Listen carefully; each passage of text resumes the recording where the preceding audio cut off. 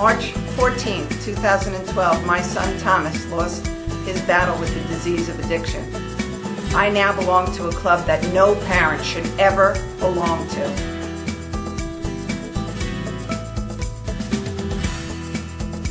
Do you know the signs? Do you know the trends that children are doing in today's world?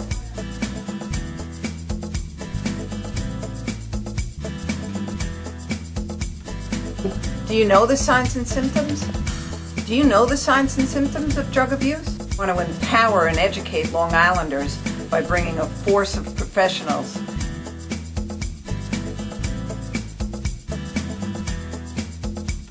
and how to prevent the disease of addiction. Long Island in Crisis. Good evening and welcome to Long Island in Crisis. This show is about the epidemic on the disease of addiction really throughout the United States. And although we're located on Long Island, we will speak of Long Island, but this could be any town in the United States. My son lost his battle with the disease of addiction at the age of 21. It is not a club that any parent should belong to, and we need to do more as a society.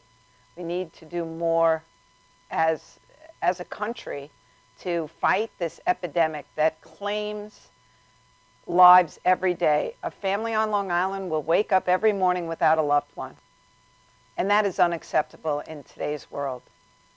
My guest tonight is John Benza, and John is the head of the outreach program. And unfortunately, the first time I heard you speak, John, you spoke of a 13-year-old shooting dope and was at your facility.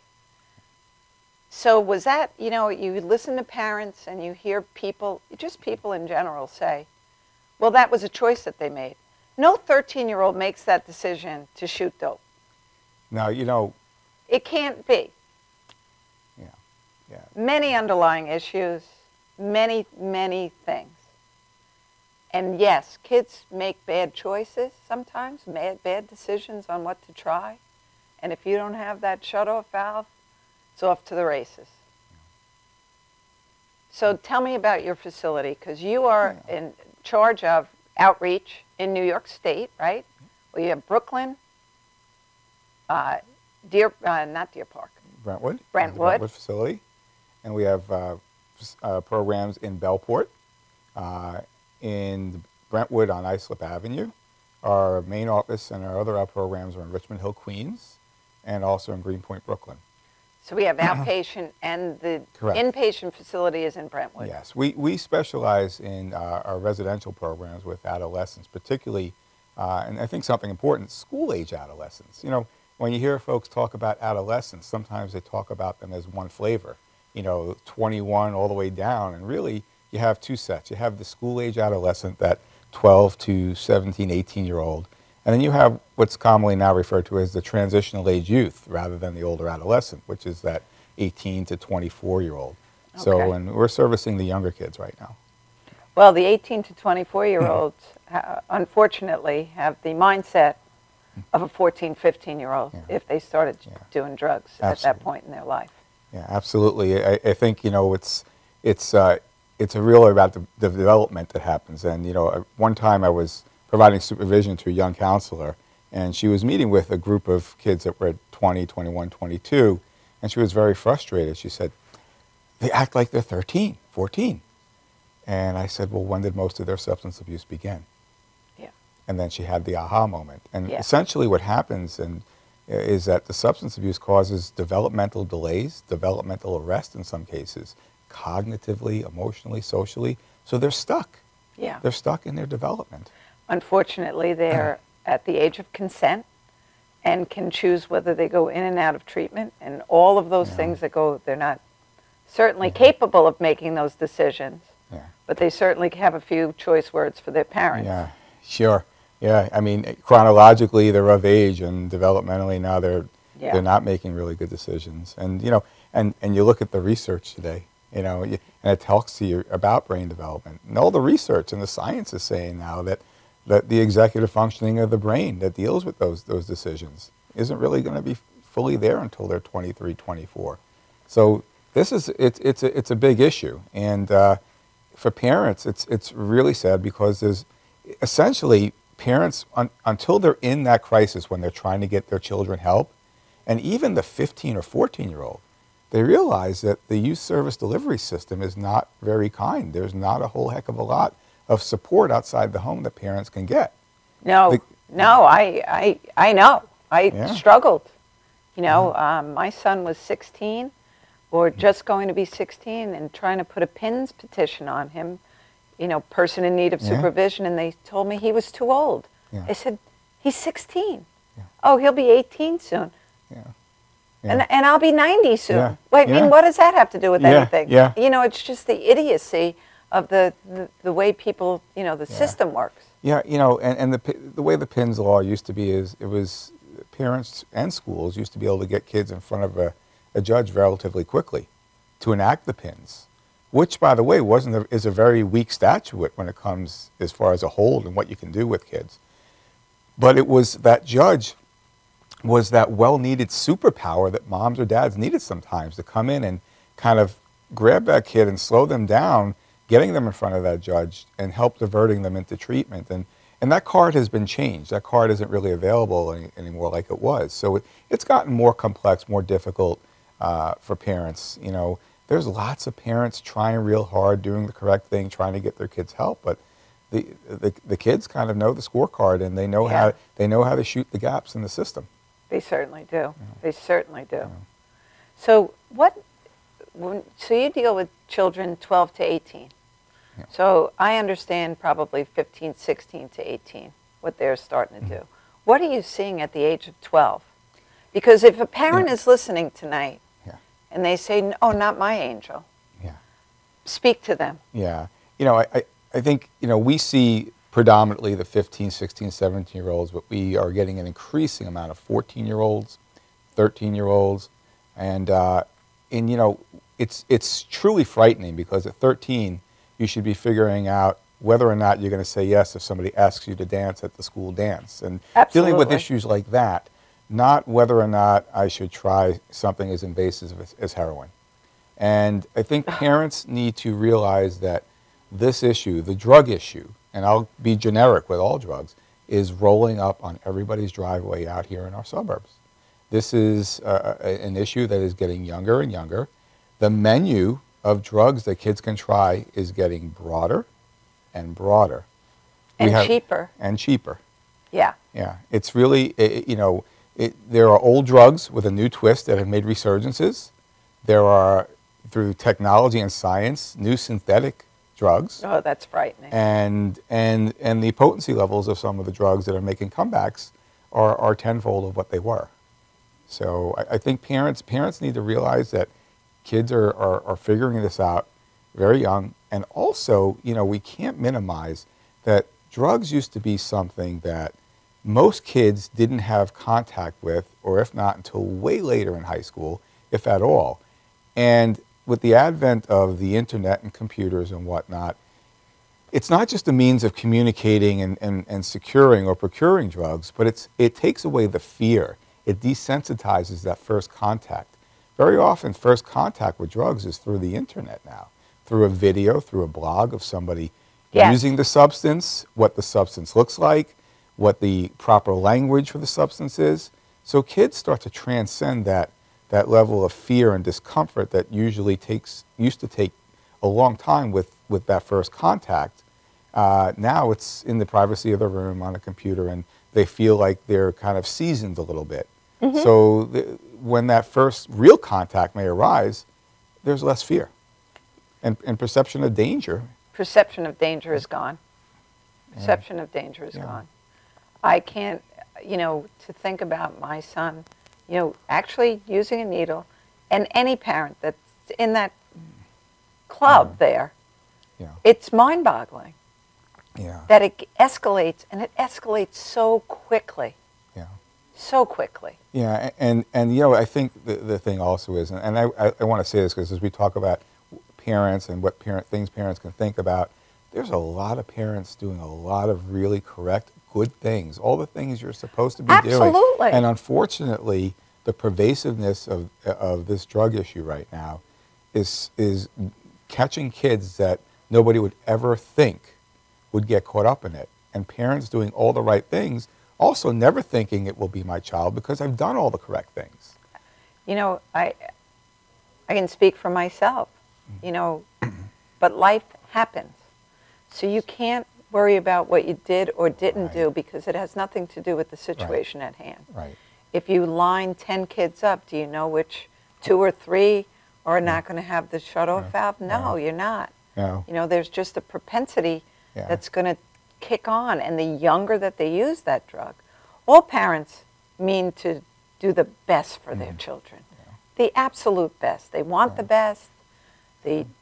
And I think sometimes in today's world, my parents were in no way, shape, or form my friends. They were my parents and not afraid to say no. Sure. And they didn't really care how I felt. Yeah. The answer was no. Correct. And if you kept asking, the answer became no to a lot more. So I do see that difference, and I'm guilty of that too, because kids, you always want to believe that they're telling you the truth. You always want to believe the best in them. And you should, because all kids are, you know, they're good. They're good kids that have decided to make a bad choice and then somehow can't get out of it. And that's just it. You know, the bad choices today have such profound consequences. Yes. You know, a child makes a bad decision in a moment, somebody takes a photo of it, and it's posted on the internet forever, and then comes a whole slew of other issues after the fact. You know, today kids are in a much more win big, lose big society. And when it comes to drugs, that couldn't be any more true. And, you know, I can't help but talk about the issue that we see at outreach very often. Although kids are coming in opiate involved, opiate addicted, pills, heroin, sniffing, shooting, what I can say is not one of my kids who is using opiates or was using opiates prior to coming into Outreach House didn't use marijuana first. And I think this is a really important issue, that there are dramatic consequences on the horizon if we don't get our leaders in line around this issue and really kind of making really good decisions here, because, you know, 40, 50 years ago when kids were smoking pot, I'm not going to say, oh, that was fine then, but you didn't see kids smoking weed and ending up into drug treatment, or for that matter, long-term drug treatment. And a lot of that had to do because the potency of the weed, the THC concentration in the pot in the 70s was 1 to 2% on average. And then it started to climb in the 80s, and by the end of 2000, 2008, 2007, on average it was about 10%, which meant that some strains are as high as 15 or 18%. And, you know, that pot was around 40 or 50 years ago, but it had to come from out of the country. It was so expensive that kids rarely saw it. And when they did, they remembered that, you know, the effects were so strong and disabling. The next day they were in a fog. And if those kids were, and that's the pot that the kids are smoking today, every day, multiple times in a day. And we've got the first longitudinal studies that I think came out of Duke that were done over in Europe that showed that they followed kids for about 13 years, and there was an average loss of about 7 or 8 points in IQ for the regular pot smokers. Wow. There couldn't be a worse time to smoke marijuana than during the teenage years because of the brain development and what's happening with that pruning of the brain, so to speak.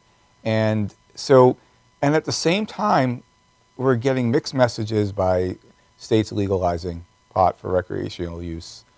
Kids getting mixed messages. They always had the ammunition to fight back about pot. Now they're getting it, but at the worst time ever. Now it's pot tarts. It's, you know, Sour Patch candy that's laced with. And how many children, I don't even know what the statistics are in Colorado, that children have died from eating a whole cookie. When you're supposed to eat a sixth of a cookie. Having psychotic breaks and walking off a building.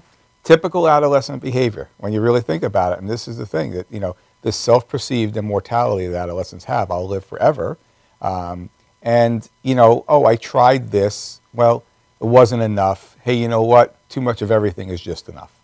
And, you know, and that's kind of an adolescent mindset. Of course so, it is. So now we put the direction on the label. It said warning. And when has that ever stopped a teenager by saying warning? When did they ever read that? Right. So if I eat a piece of a cookie and 5 minutes later I don't feel anything, I'm eating another piece. Yeah.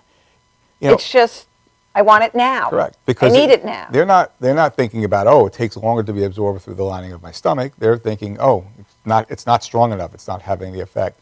You know, Mark Twain, I think, wrote that everything loose from the east rolls to the west. And I think, unfortunately, right now with the marijuana issue in Colorado, that all those things from the west are going to be rolling east. And we're seeing a lot of the edible THC, the lollipops, the candies, the things. And really frightening is, and I have slides like this in my PowerPoint presentation that will show you that some of the labels, they're like the old wacky package stickers from the 70s. Yes. They're meant to look like the real item. So they have these THC products that, you know, like Reefer's cup, and the label looks like Reese's cups.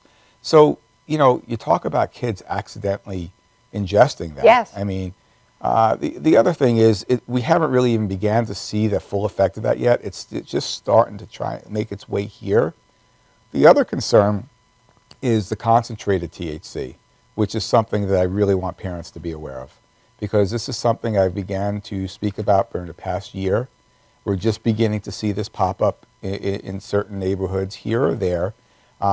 And as a form of more effective administration in Colorado for medicinal purposes, the idea of distilling down marijuana and getting the THC oils out of it and making this waxy substance it's delivering almost pure THC, 90% purity. So what kids 90% purity. Correct. And they're smoking that in the vape pens. Correct. The vape pens and bongs that are modified, instead of a bowl, it's called a nail. And, and so that's a name that we should be, aware of. The nail and that bong that's modified for it.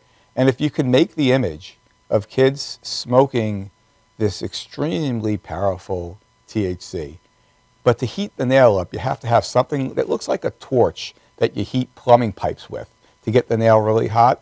And they have, you can see photos of kids with the torch by the bong, 6 or 8 inches away from their head. Face. Yeah. And what kids have began to do out here, see in Colorado, they've got this $1 million equipment. They use water processing. Here, they've figured a way out where they start grinding weed up, putting it in a glass tube that's modified to empty a can of butane lighter fluid. The butane lighter fluid strips the THC off the pot plant. And then they heat. Because that's healthy for you. Yeah. Because you would want your child to ingest butane. Correct. I'm going to hold you on that thought, and we'll be right back after this message.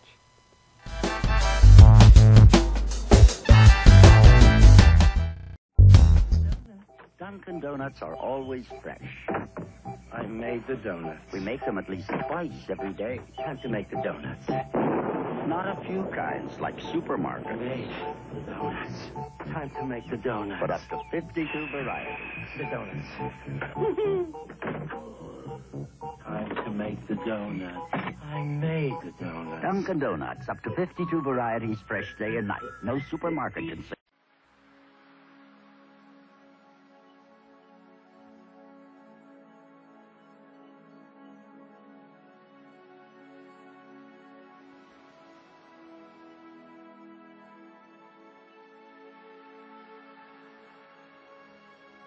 Hi, I'm Tatiana, and I'm a person in long-term recovery from heroin addiction.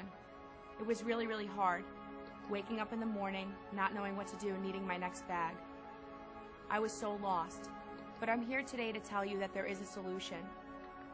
When I was in my active addiction, I didn't realize that there was another way of life. I thought that that was the only way, because it felt so good to get high, but it was all an illusion, and I didn't realize that.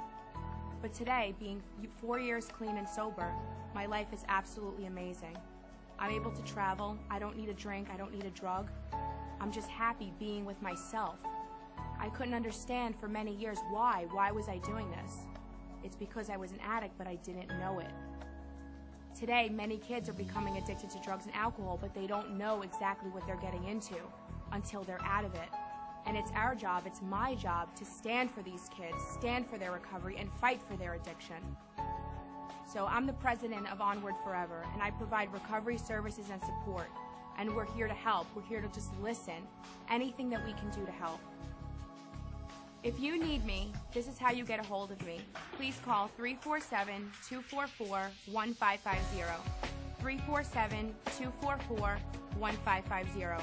I developed this company to help you, our families, and our community to fight this crisis on Long Island and in our nation. Thank you.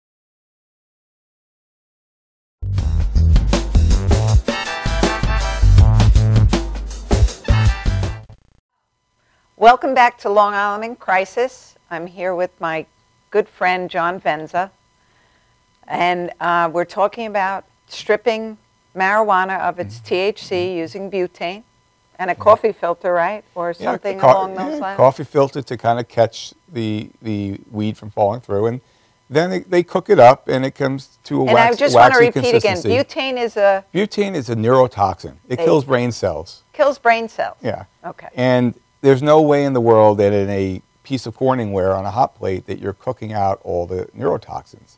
So I think for parents, if you're looking at your kids' Instagram or Snapchats or Facebooks or whatever's popular today, right? Because we know it changes by the minute. And you see keywords like nail, wax, dabs, BHO, butane hash oil.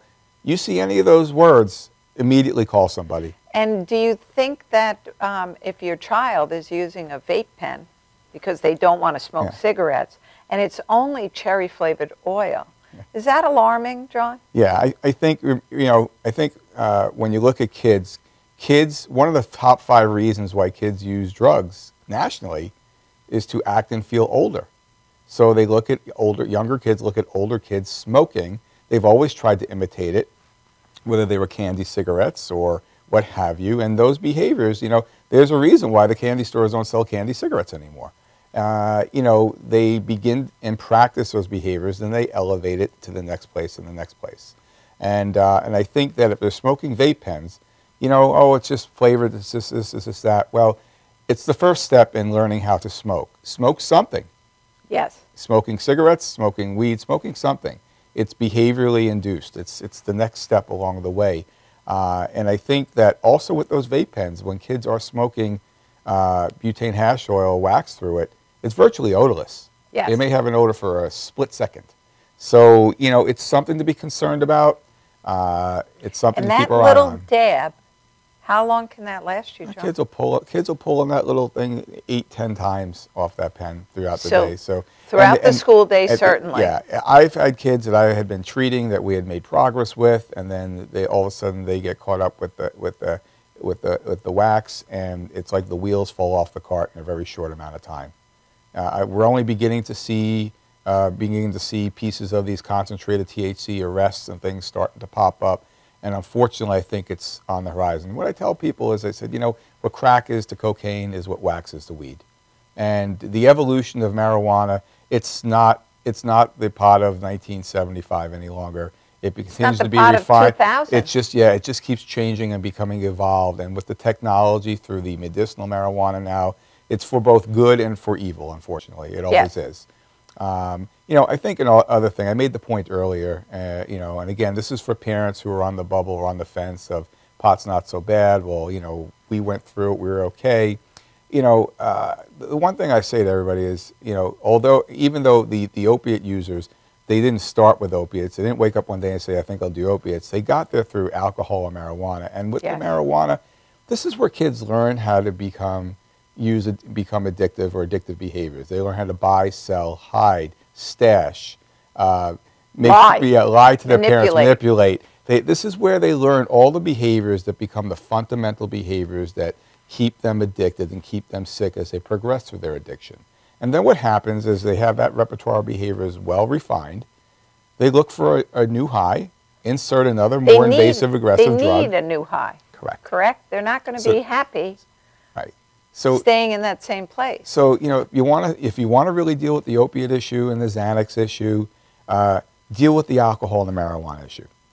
Always. That's the time to so to speak, choke it in the cradle. Yeah. You know, get that addiction under control, you know, before it becomes an addiction. Because those behaviors are the training ground for more invasive drugs later on. You know, and simply from this point of view, your 12, 13-year-old who you think is going to go to college, perhaps play a sport, perhaps get a scholarship, none of those things will happen if you continue to let the disease go untreated. You know, you're going to have a sick individual. That behavior is going to influence how they play a sport, how they perform in school. Yeah. And I think, you know, you make a great point there, Linda, because, you know, parents would like to believe that a sport or an instrument is going to keep drugs away from my child.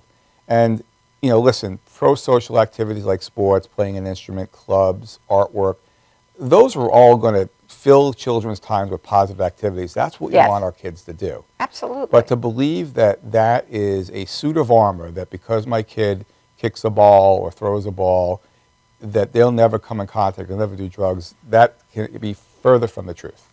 That's probably where they're going to try their first drink or drug or smoke, is with that group of friends.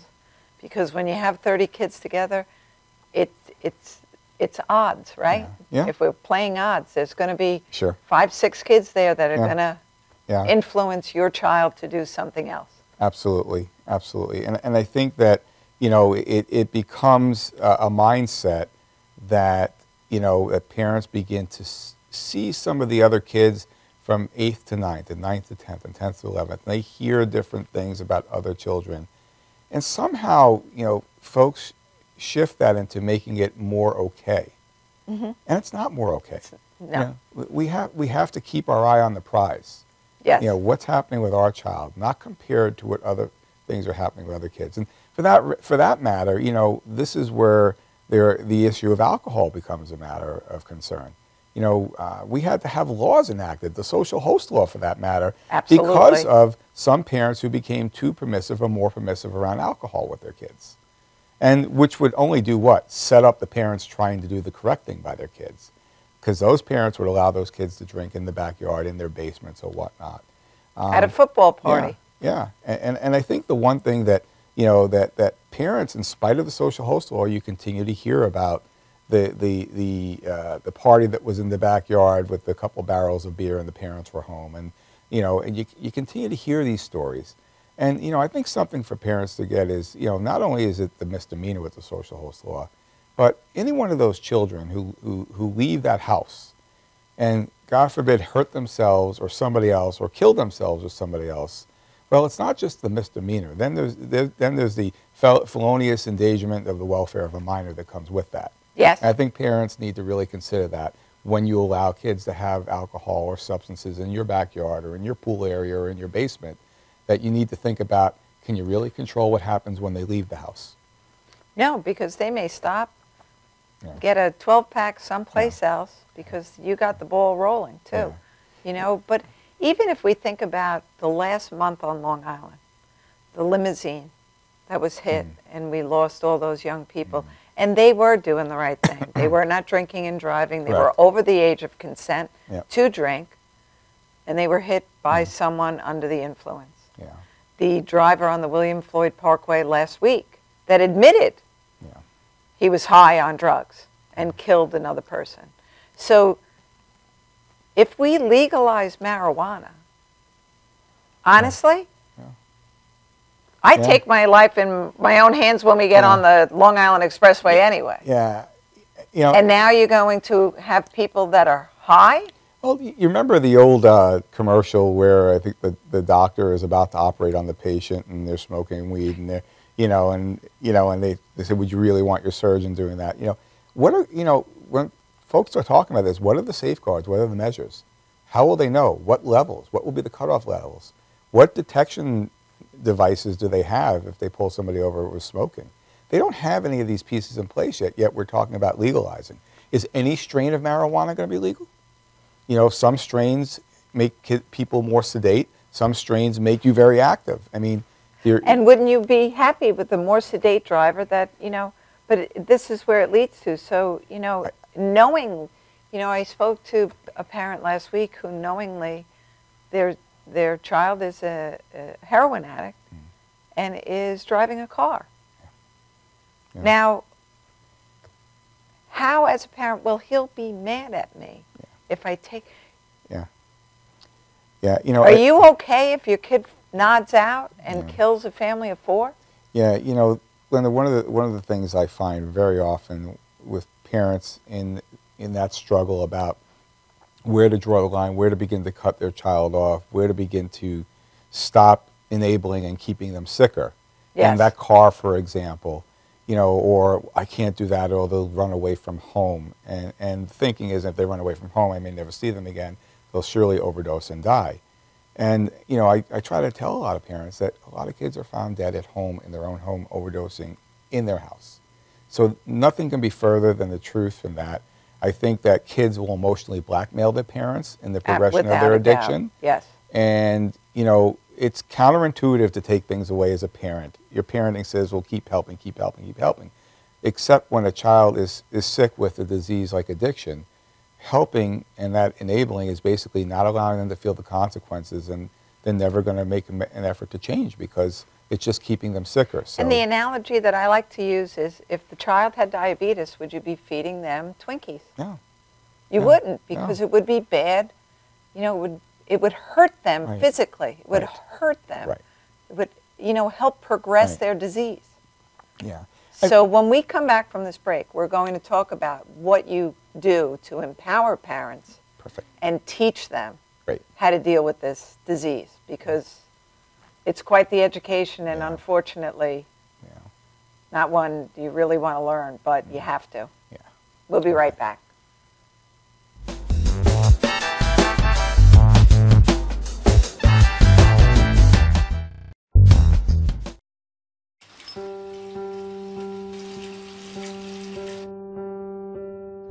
I think this is a good time to tell you.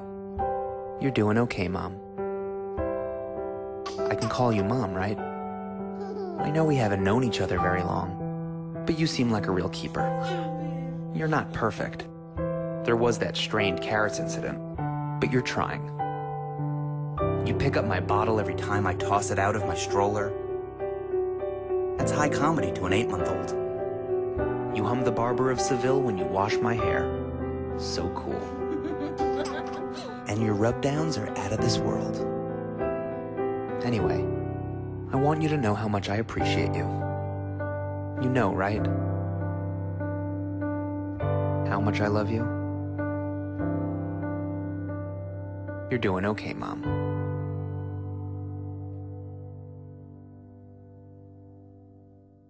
Galaxy Luxury Coach is a full-service limousine and party bus company.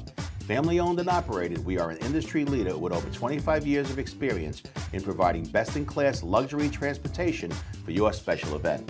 Whether it's your precious wedding day, an all-day wine tour out east, your high school prom, that special birthday, or just an amazing night on the town, our professional chauffeurs stand ready to ensure your special event is truly special. Galaxy Luxury Coach has one of the largest and modern party bus fleets in the New York area. Our party buses are simply nightclubs on wheels. Concert sound systems, light shows, lasers and strobes, multicolor LED lighting brilliantly lights your party bus inside and out. For corporate and more laid-back events, we will cater to your specific needs and requests. What sets Galaxy aside from all others in the luxury transportation industry is our attention to detail in customizing our services to your special event. At Galaxy, it's all about you and your guests. Galaxy customers return time and time again because they know they can trust Galaxy to help deliver those lifetime memorable moments. Step aboard and let your Galaxy experience begin. You know you already want a Toyota, but when you want more from your Toyota store, you want Smithtown Toyota, where every Toyota comes with Smithtown Toyota's Toyota for Life program, giving you lifetime New York State inspections, lifetime 10% discounts on all parts and service, 2 years of complimentary oil changes, 2 years of scheduled maintenance, and more, all at no cost to you, plus low clear-out deals on every Toyota in stock. Get more from your Toyota store. Hurry to Smithtown Toyota.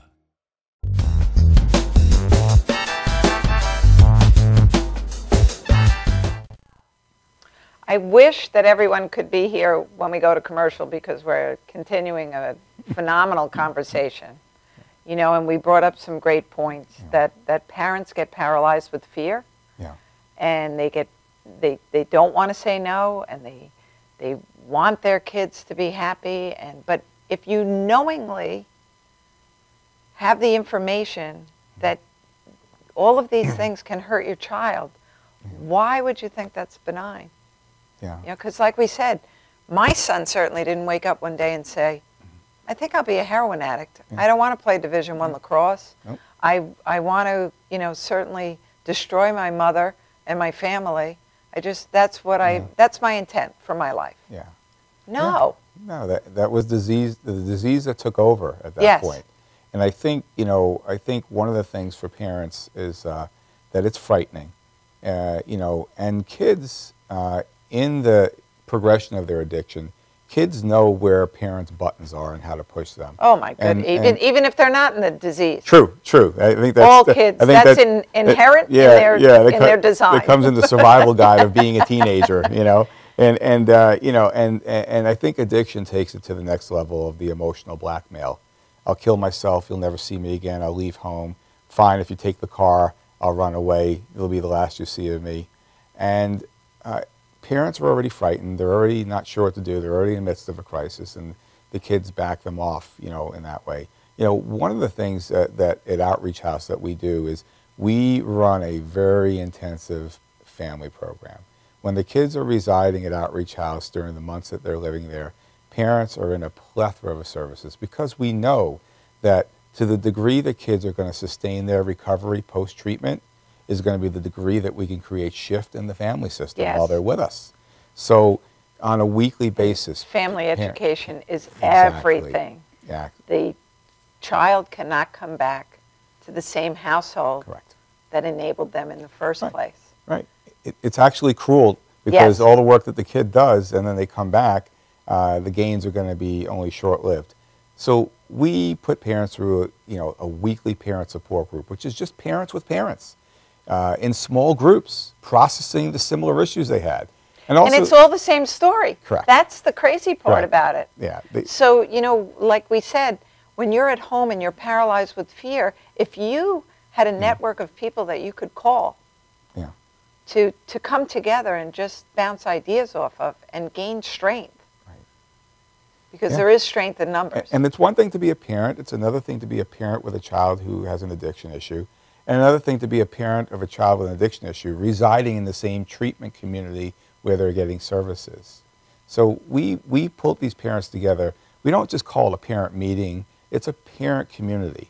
Yes. And we put parents through a parallel treatment track that they're kind of going through treatment along with their child. And shortly thereafter, the family therapy services begin. Parents sometimes can find themselves up there 2 or 3 times a week. And that's just for the therapy and the support education. And then we're doing things like, you know, events with the parents. Do they get to see their child when they're up there? Oh, absolutely. Okay. That's the importance. You know, treatment has to be in the communities really where the children live. You know, the Brentwood facility is right off the LIE. Yes. Bordering Nassau and Suffolk County. It's strictly for Nassau-Suffolk County kids, so that parents can be involved and be up there multiple times during the week. Parents pick them up for their medical appointments. Parents pick them up for their dental or sometimes court appointments. They're there because we want to re-empower the parent, because the parent was disempowered during the course of addiction. We want to re-empower them and put them back in that parenting role. At the same time, teaching them all about the disease, how the disease impacted them. We even take the younger siblings and put them through groups while they're with us. Which is, you know, the siblings have voices that go unheard. Yeah. And that's really a sad part because the one that's doing the worst behavior gets the most attention. Correct. And the other children, You got it. And you know, are, doesn't matter what I do because I'm not being noticed. and the children, and, And they get angry. And we don't want them to act out so they can get attention also. Right. At the same But time, they get angry. They get angry, they get resentful because, you know, Yes. everything is about my brother or my sister. So we bring them up once a week for their own age-appropriate siblings groups. And, you know, they don't just go up there, you know, to go to group. They learn about their siblings' addiction and how it impacted them, their feeling, how it impacted their whole family. So we put, you know, we have parents involved in all kinds of activities with the kids, from planting their gardens to parent-kid volleyball games, all the things that are possible when you're treating the entire family, because addiction is a family disease. Yes. And even though our primary patient is the adolescent, the family is dramatically impacted unless we are healing the whole family and educating the parents. Because you know what will happen? People say, well, kids come out of treatment sometimes and they relapse. Isn't treatment a failure? And we say, absolutely not. Academically, they're passing. Familially, they're communicating and doing well. Yes. Everything has been improved upon. Yeah, you know, picking up is, and relapse is part of the process. But if a kid stumbles and they that's lapse, a better word. Yeah, That's a better they word. stumble, they stub their toe, they lapse. If they do that, one of the things that happens is because we've built so much capacity with the family through the family therapy program that the kid may fall, but the kid's not going to fall down to where they were before treatment. Yes. The parents are more aware, the parents are more educated, the parents are networked with other parents, and guess what? They're grabbing that kid and bringing them right back into the program treatment. Before it can even Everyone has a approach that. toolbox Right. that they can open and Correct. say, here's the index card, this is what I'm supposed to Right. do now. So the treatment, yeah. You know, so- and you're empowered. Correct. You're empowered with education, you're empowered with information, Yes. and you're not afraid to confront and say, we're going to do, you know, we're going to test your urine right Yeah. now because I think you're high. Yeah. You know, Yeah. that game is gone. All that was removed during the course of treatment, Yes. both in parent education and in therapy with their children and other children. So when a kid stumbles, a kid may pick up, because, you know, most kids, some kids leave and never pick up again. And some kids, you know, they do well for a while, but then they figure, well, you know what, they're 16 or 15. So, I've you know never what, had a I problem with think if I just alcohol. keep it under control this time, I Yes. can do it. And then they quickly realize, you know what, they're not the can't. kid that can do that. Right. And the parent realizes, and so they don't make that fall. So the Right. investment in that core treatment for that long window of time, that 6, 7, 8, 9 months, creates a foundation that could last throughout the adolescence and the transitional youth years. Because even though they may need other treatment episodes, they're not going to need the level of care again, and that'll keep kids further away from the more progressed, dangerous stages of the disease. In the children that you treat, are there other underlying issues that you're finding? Sure. I think we see everything from kids who made bad choices around curiosity and wanted to use, and then the addiction took a life of its There's always own. risk takers. Right. And then there's the kids that there may be some underlying mental health issues. There may be some trauma that occurred within the family. You know, there is a whole host of When issues. we say mental health issues, Sure. just give some examples, because I know my feeling, Yeah. a lot of addicts have ADD, Right. ADHD. Right. That is something that often, Yeah. and a lot of self-esteem issues, John. Yeah. A lot of self-esteem issues. Yeah, yeah, and I think, you know, it's interesting because self-esteem and self-concept and body image are all developmental tasks of adolescence. Yes. The fact that kids struggle with those, to me, is hardly pathological, but more developmental. They're supposed to struggle with those things and come Yes. out the other side with that. I think when we talk about some of the mental health issues, you know, one of the things that has become increasingly popular today is we're a lot more comfortable in throwing letters at kids. Yes. ED, ADHD, ADD, you know, OD, ODD. And mental health and science has really allowed us to progress. But I think to the degree that it's allowed us to progress, we have way too many lay people making dime store diagnoses on kids, and sometimes in influential spots. So, you know, when... So the school setting, when a 6, 7-year-old won't sit still, Perfect example. they are automatically ADD. And when I was little, it was sit still, you're being too busy. And you learn to sit still. Right. You know, so we need to work on coping skills for young children. Right. I think coping skills, I think that, you know, do we run right at medication, or do we try other think other forms of else therapy should first? be exhausted before, because any medication of that nature, and I'm not a doctor, I'm not anything, just makes sense. Anything that you introduce at a young age is forever going to change the brain development, the brain chemistry of that child. And we have to be careful. We're talking in generalities. We know that there are some kids that the medication is something that's warranted very quick, very young, very early. We're not saying that, but I think, you know, we saw attention deficit become, you know, almost the diagnosis of the 90s. Yes. And suddenly every kid that you had to tell more than 3 times not to get up, you know, there were parent-teacher conferences, well, you may want to get them tested for ADD. And suddenly the parent is upset, worried, you know, and the teacher carries some, you know, authority with them, and so they don't know better. I think what we're really saying here is that, you know, we're adding medications to our society. We're a medication-oriented society. Oh my goodness. I mean, you know, there's a pill for everything. You know, so you have pharmacies now have drive-throughs. You know, I mean, it's, you know, what used to be the 2-aisle drugstore is now, you know, 18 aisles of over-the-counter medication. So, you know, the fact that everything is made more tolerable through medication is something we have to be mindful of, because this is the environment we're bringing our children up in. You know, and the one thing that I always go back to for myself, when my son died, there's not a doctor that would not have written me Xanax, Valium, whatever I wanted. If I had started to drink, there's no one that would have criticized me. At the end of all of these things, though, I still have to come to terms with the feelings of the loss of my child.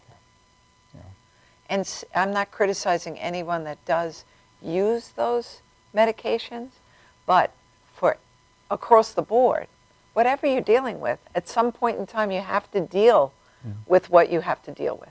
Right. Well, there's, and you know, you hit the nail on the head. There's no magic pill. There's no magic medicine.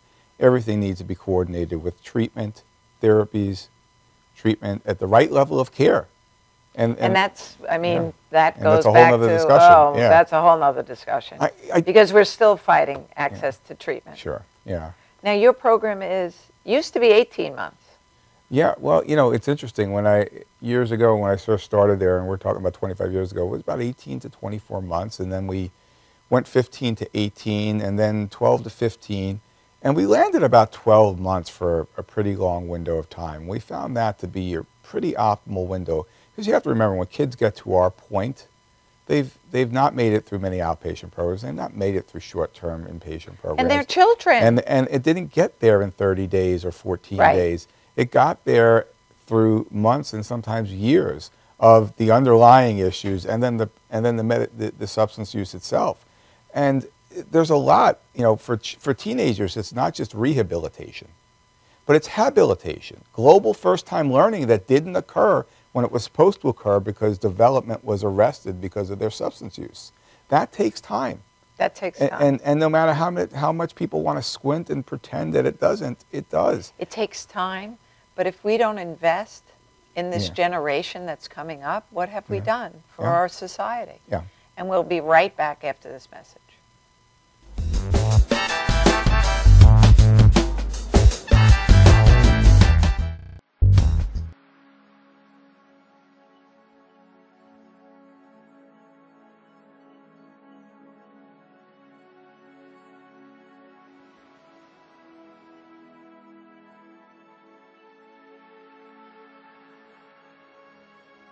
Hi, I'm Tatiana, and I'm a person in long-term recovery from heroin addiction. It was really, really hard, waking up in the morning, not knowing what to do, needing my next bag. I was so lost, but I'm here today to tell you that there is a solution. When I was in my active addiction, I didn't realize that there was another way of life. I thought that that was the only way, because it felt so good to get high, but it was all an illusion, and I didn't realize that. But today, being 4 years clean and sober, my life is absolutely amazing. I'm able to travel, I don't need a drink, I don't need a drug. I'm just happy being with myself. I couldn't understand for many years why. Why was I doing this? It's because I was an addict, but I didn't know it. Today, many kids are becoming addicted to drugs and alcohol, but they don't know exactly what they're getting into until they're out of it. And it's our job, it's my job, to stand for these kids, stand for their recovery, and fight for their addiction. So I'm the president of Onward Forever, and I provide recovery services and support. And we're here to help. We're here to just listen. Anything that we can do to help. If you need me, this is how you get a hold of me. Please call 347-244-1550. 347-244-1550. I developed this company to help you, our families, and our community to fight this crisis on Long Island and in our nation. Thank you.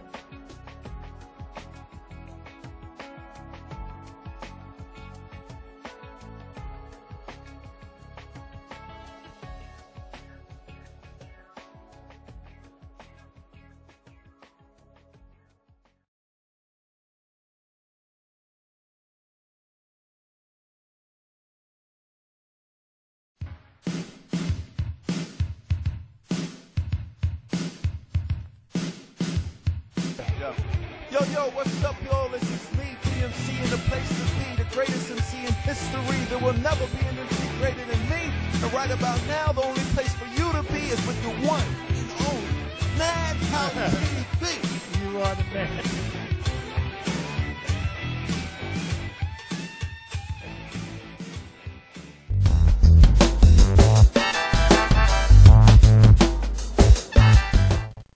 Welcome back to Long Island in Crisis, and John Venza.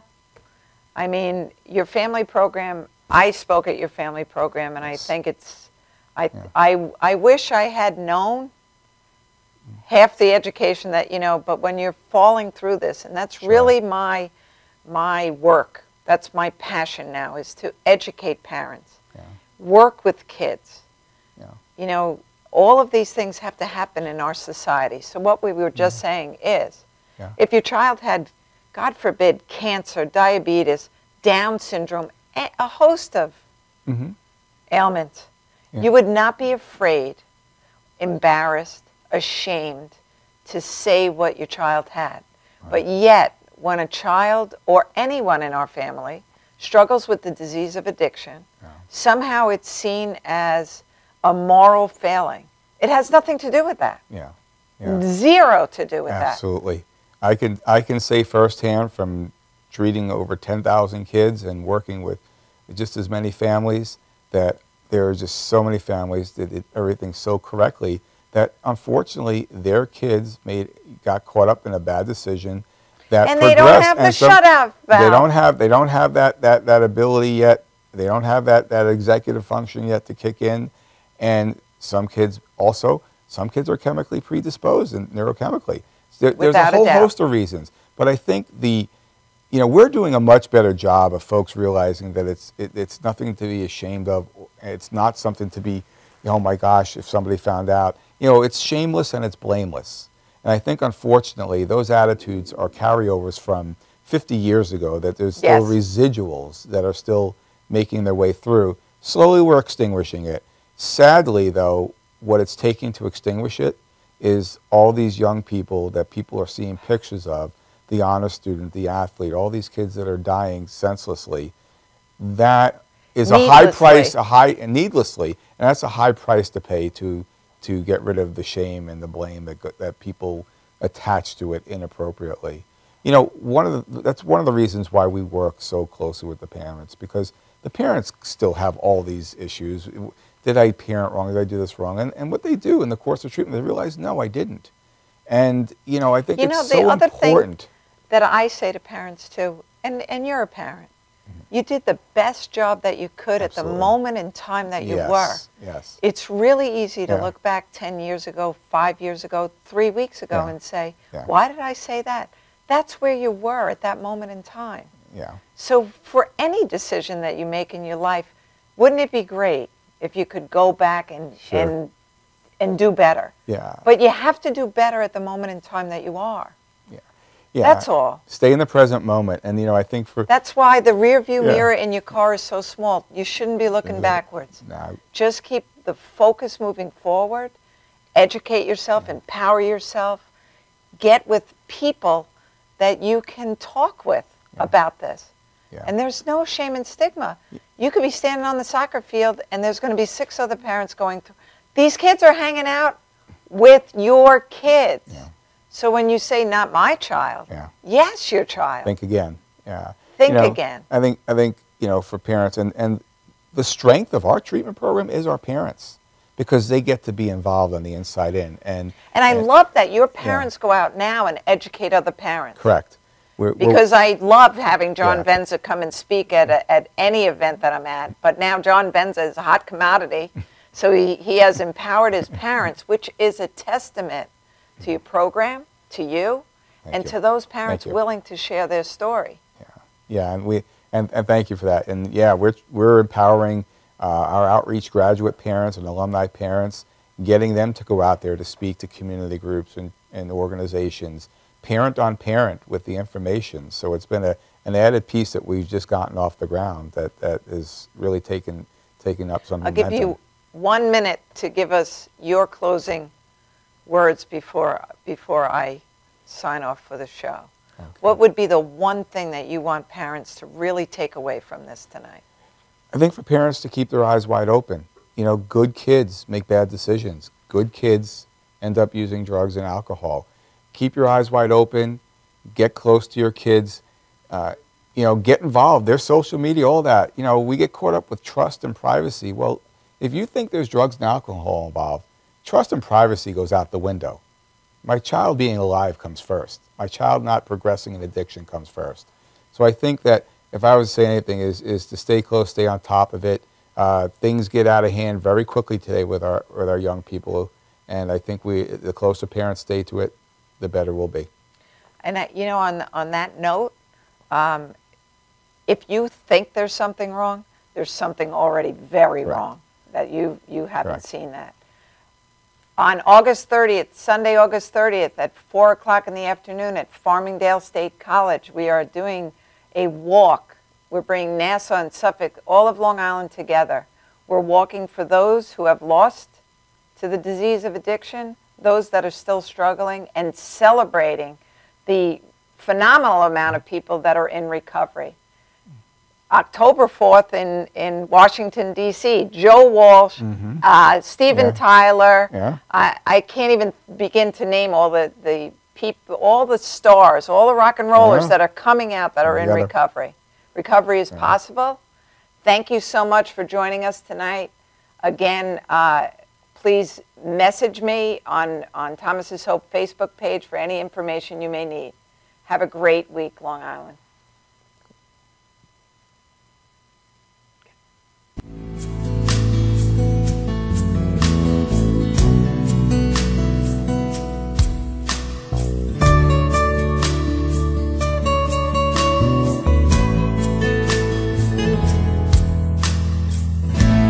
Another dark hotel room, musty people.